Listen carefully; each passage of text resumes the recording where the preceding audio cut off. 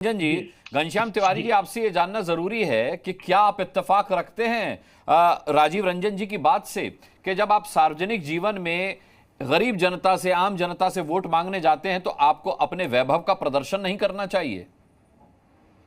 नमस्कार अनुराग जी, आपको, दर्शकों को और को पैनलिस्ट को। मैं जी। राजीव रंजन जी एक सीनियर राजनीतिज्ञ हैं, मेरे बड़े भाई हैं। उनकी बात से इत्तेफाक रखता हूं, उनकी महात्मा गांधी जी की टिप्पणी से भी इत्तेफाक रखता हूं। लेकिन जब देश के प्रधानमंत्री कहते हैं कि महात्मा गांधी जी को कौन जानता था, मतलब हमारे देश में आलम यह है, जो मोदी जी का इंटरव्यू सभी लोगों ने देखा होगा, कहते हैं गांधी फिल्म बनने से पहले महात्मा गांधी जी को कोई जानता नहीं था। मतलब चुनावी अभियान को मुजरा कहें और खुद को भगवान कहें, महात्मा गांधी को गुमनाम, नाथूराम गोडसे को कहें महान। ये पागलपन के लक्षण सारे, इलाज कराओ जजमान। हमारे देश में अगर आप इस तरह की बातें करने लगे चुनाव आते आते, तो क्या फर्क पड़ता है कि आप आगरा जा रहे हैं। घनश्याम तिवारी जी, आपकी कविता अच्छी है, लेकिन राजीव रंजन जी ने यही तो बात कही कि आप 55 साल देश पर शासन कर चुके हैं, आप अपनी उपलब्धियां गिनाइए, आप बात कीजिए कि आपने देश के लिए क्या किया है। मटन पार्टी से कौन सा मैसेज जाएगा? इस पूरे चुनाव में दो बातें महत्वपूर्ण हैं।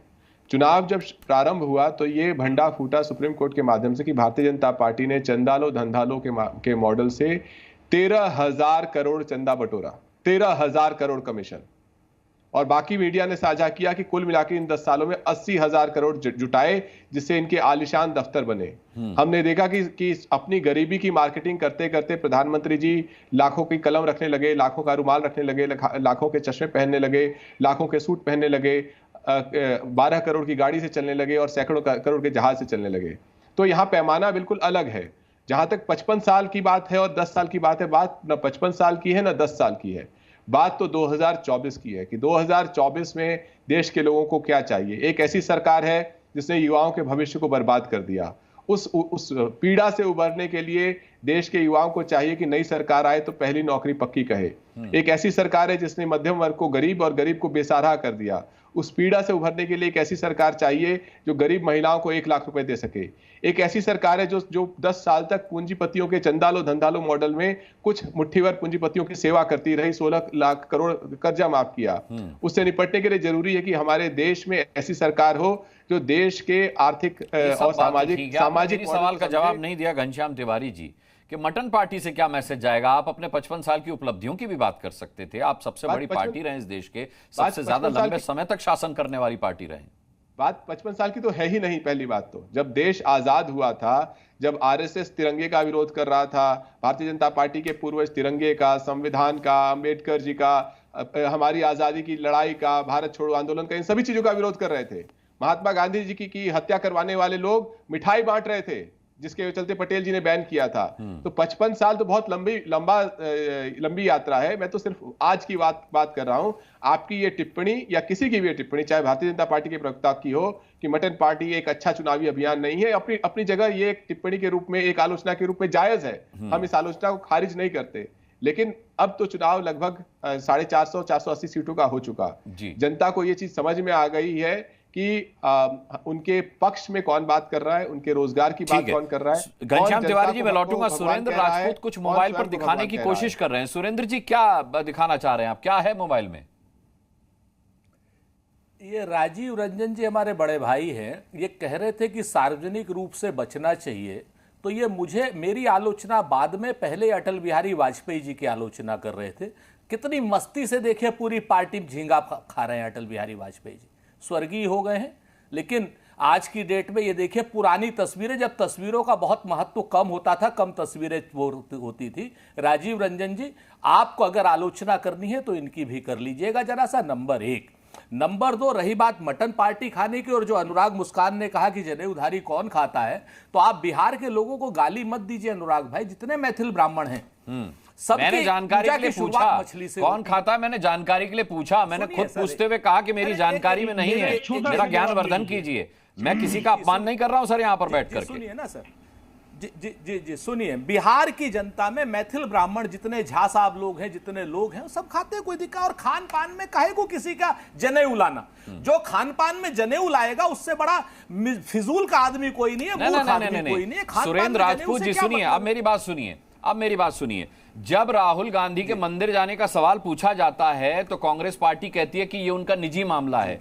वो नरेंद्र मोदी से ज्यादा मंदिर जाते हैं, वो नरेंद्र मोदी से बड़े शिव भक्त हैं, लेकिन वो सार्वजनिक जीवन में इसका प्रदर्शन क्यों करें? ये उनका निजी मामला है। खाना भी, किसी का खाना भी तो निजी मामला है, उसका सार्वजनिक प्रदर्शन क्यों? फिर वो क्यों नहीं निजी तौर पर? यही तो सवाल राजीव रंजन ने भी उठाया। तमाम हाँ, मैं वही बात आपसे कह रहा हूं ना कि कोई आदमी खाना खा रहा है, कोई आदमी वीडियो बना रहा है, आपको दिक्कत क्या है? कोई आदमी क्या नॉनवेज खाने वाला क्या मंदिर नहीं जाता, आस्तिक नहीं होता? किस तरीके की भाषा और किस तरीके की बहस हो रही है? मैंने आप मुझे बताइए। नॉनवेज इतिहास बताता है भगवान शिव से लेकर के और भगवान श्री राम से लेकर के तमाम जगहों पे खाने भाई आस्था और खान-पान आदमी का निजी विषय है। जब आप राहुल गांधी की आस्था को सार्वजनिक जीवन में प्रदर्शित नहीं करना चाहते तो मैंने ये पूछा कि खान-पान वो क्यों प्रदर्शित कर रहे हैं? और ऐसे वक्त में जब आप वोट मांगने के लिए जनता के बीच निकले हुए हैं तब आप अपना वैभव क्यों दिखा रहे हैं? क्या इस सवाल में कोई बुराई है?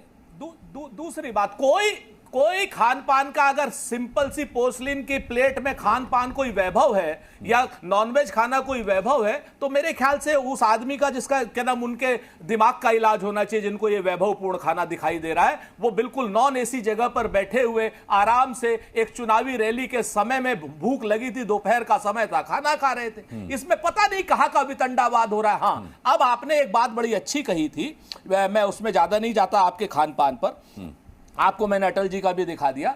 मैं आपको बताता हूं पिछले 55 साल की बात आप जो कर रहे थे अनुराग भाई, 1760 करोड़ रुपए का बजट था हमारा जब हमने देश में आजादी आई थी, और हमने 44 लाख करोड़ का बजट करके दिया था इस हिंदुस्तान में नरेंद्र मोदी जी की सरकार को। और मैं आपको बताऊं 2004 में 710 बिलियन डॉलर का बजट था, जिसको हमने 2.3 ट्रिलियन डॉलर हमने करके 2014 में नरेंद्र मोदी जी को दिया था। और 1760 करोड़ में हमने एम्स बनाए थे, IIT बनाई थी, हमने क्या नाम रिसर्च इंस्टीट्यूट बनाए थे, भाभा एटॉमिक संस्थान बनाया था, हमने बैंकों का नेशनलाइजेशन किया था जो अजय आलोक जी ने बेच दिए बैंक, हमने ग्रामीण बैंक बनाए थे, कोऑपरेटिव बैंक बनाए थे जिससे किसानों को क्या नाम कर्ज, जिससे महाजनों के कर्ज से मुक्ति मिली थी, हमने हरित क्रांति करी थी, हमने दुग्ध क्रांति करी थी, हमने जो है एक पाकिस्तान के 2 पाकिस्तान किए थे, हमने परमाणु विखंडन किया था, हमने जो है राइट टू एजुकेशन दिया था, राइट टू फूड दिया था, राइट टू इंफॉर्मेशन दिया था, मनरेगा हमने दिया था। मैं आपको बताऊं हमने बड़े बड़े PSUs 170 से ज्यादा PSUs बनाए थे।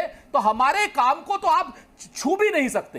हमने इस देश में जो काम किए हैं उन कामों को तो आप छू ही नहीं सकते। हाँ, नरेंद्र मोदी जी ने काम किया, हमने PSU बनाए, नरेंद्र मोदी जी ने शौचालय बनाए।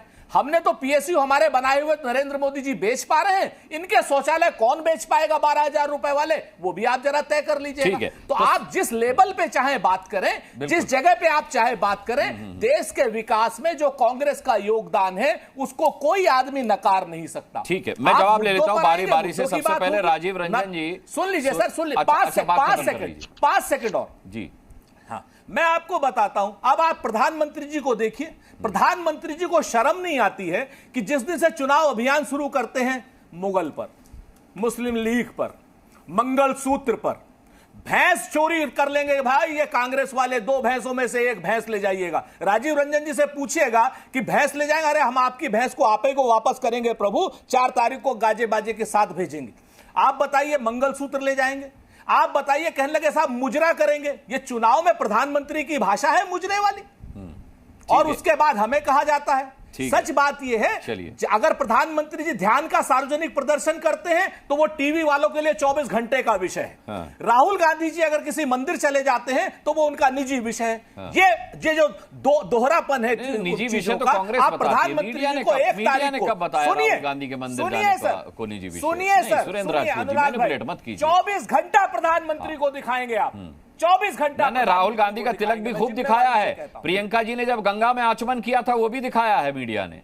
ये गलत बात मत कीजिए सर, इस तरीके का इल्जाम मत लगाइए, दिखाइएगा इस तरीके का इल्जाम मत लगाइए। राहुल गांधी जब तिलक लगा के घूमे हैं वो भी दिखाया है, प्रियंका जी ने जब आचमन किया है गंगा का वो भी दिखाया है।